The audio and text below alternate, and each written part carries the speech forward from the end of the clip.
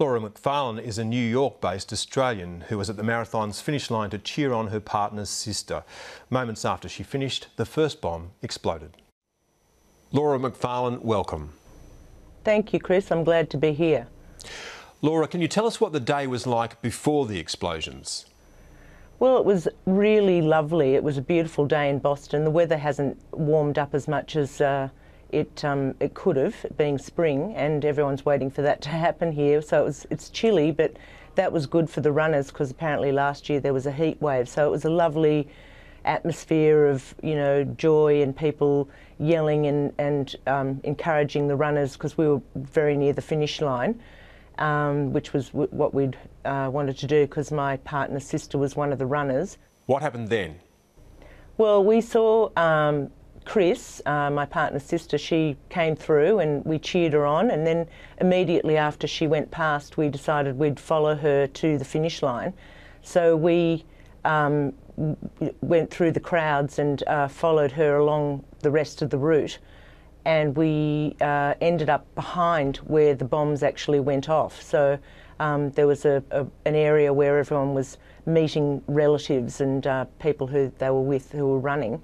So we went to that area, and my partner's brother-in-law went to find his wife, and just after he left us, we heard the two explosions and turned to each other and said, "What was that?" And my partner said it sounded like a bomb, and it certainly felt like a bomb. It was amazing. The feeling was the resonance in the ground and the sound that you felt the sound of the bomb, not just heard it.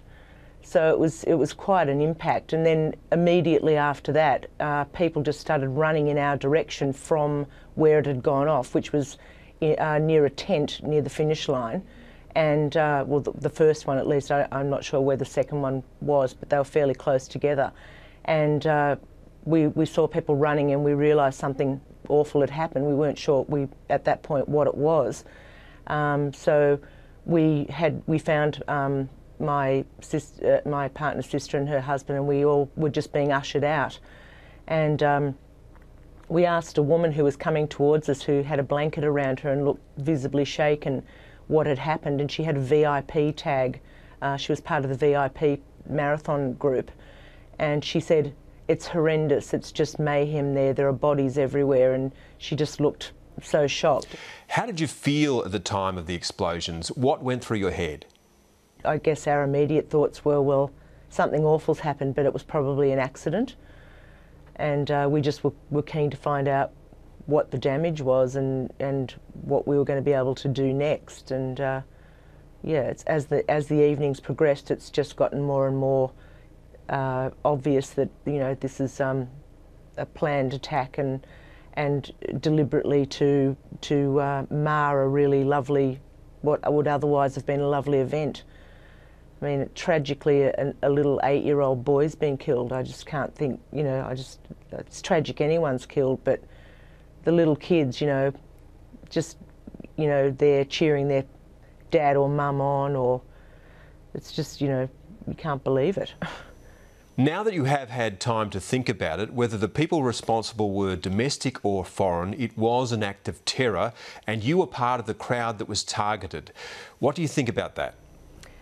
Well, that was, it was scary. I mean, I was in New York when Hurricane Sandy happened, and that was pretty scary. But that was, an act of nature, and but yeah, and being an Australian, you know about terrorism, but it's never as close to you or as proximal. Well, I've never been anyway as proximal to anything like this happening before, and I guess you do. You sort of feel, wow, I'm so lucky that I wasn't there 5 minutes before. I mean, it's not an exaggeration when people say that. I realise that now. It's like, and we're all very shell shocked. And but interestingly, you mentioned the homegrown terror attack, but we did notice.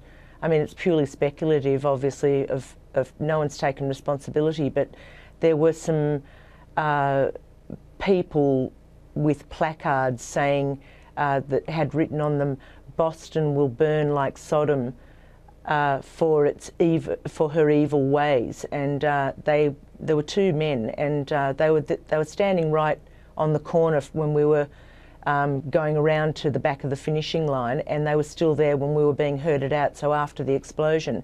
And either it's very prescient of them saying Boston will burn, or they may have had something to do with it. I have no idea. You live in New York, you came to Boston for a holiday. How do you feel as you leave it? Well, it's such a shame because it's such a beautiful city. I've never been here before, and it is a lovely city, and I've always wanted to come here. And we're just, glad to be able to leave. And but hopefully, I feel sorry for the people that live here. We were really enjoying being here, and it's, Bostonians are really friendly. There was a Red Sox game on today at Fenway Park, and there were people packing the trains, and they all had their Boston Red Sox hats on, and it was really American and lovely, a nice joie de vivre and nice friendly spirit. And yeah, there was a little boy on the train, and he had Boston Red Sox shaved into his head and coloured.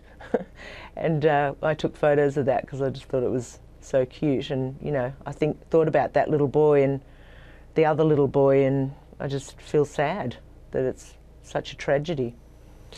Laura, thank you and take care. Thank you so much.